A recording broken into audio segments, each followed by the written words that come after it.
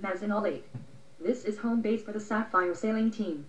Sapphire is a CL Sandpiper 565, built in 1974. Number 123 has become a test boat for system upgrades. Shrouds on the cabin sides.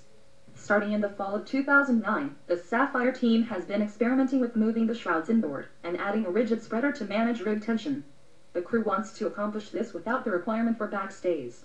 Additional research led to a modified spreader being tested through the 2011 sailing season. The extended spreader sailed with considerable success. Now, it is time to implement the learnings. It is November 5th. It is the eve of the last sail of the season for the Sapphire sailing team. A new spreader has been fabricated. It has the same dimensions as the test spreader, and it will be installed in time for the final sail. An extensive test agenda has been scheduled. First, the test spreader is to be removed from the rig without setting down the mast. Some of the hardware from the test spreader will be attached to the new spreader. The shroud clamps that hold the spreader in the horizontal position need to be loosened. As the spreader is unclamped and detached from the mast, the shroud tension will go slack and the mast will be relatively unsupported. The crew is set for a sudden bump and a possible late-season swim. Once the spreader is on the deck, the mainsail halyard will be used as a temporary shroud. The shrouds will be disconnected one at a time, first on starboard and then on port, and will be unthreaded from the spreader tips. The spreader will be taken to the shop.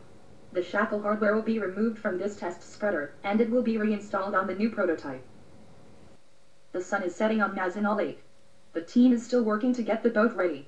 There is one final check, that the new prototype matches the test spreader. The new spreader is aligned with the old one, to compare its overall shape. The distance between the tips, and the angle from the pivot point, are the critical dimensions. The holes match up. The two assemblies are essentially identical. The new fabrication is ready to take the mast hardware. The shackle that acts as the pivot on the mast will be removed from the test spreader and remounted on the new prototype. It has been a busy evening. The last sail of the season is only 16 hours away. The crew is hoping for a good breeze in the morning.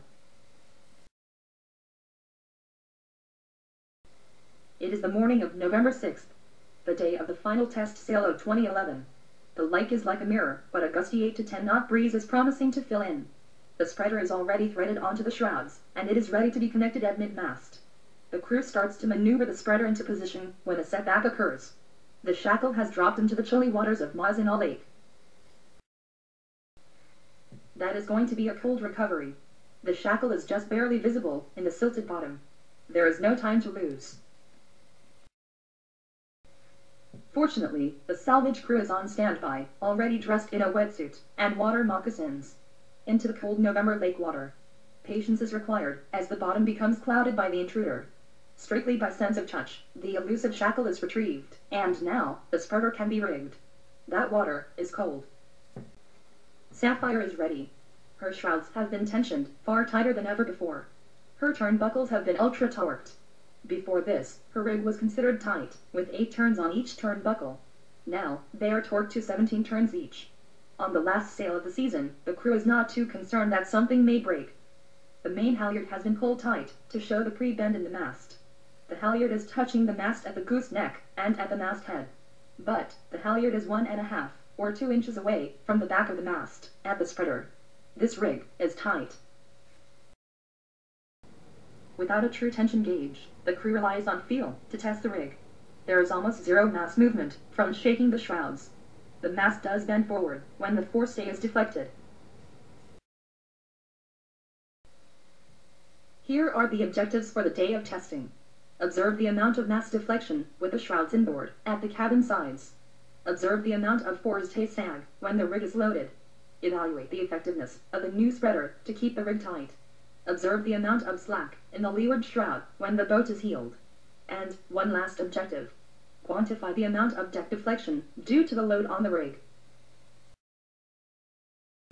The Sapphire crew is curious to know how much the cabin top is compressed when the rig is loaded. Surveyor's tape has been rigged to provide a visual indication of the amount of deflection in the cabin top. The neutral position is well marked. Any movement will need to be visible from the cockpit. The simple gauge will show vertical compression, as well as lateral deformation. It is time to get out on the water with the new rig. What a beautiful day. Sunny. Warm. A variable breeze has painted a patchwork on the lake surface. In the dark patches, the rig becomes loaded. The boat heels. The surveyor's tape is not showing any deformation. There is no evidence that the cabin roof is compressing. The forestay is staying straight. That is a good indication that the rig is stiff. Sapphire is not wearing her backstays. The mast looks straight. Sail shape seems good and powerful.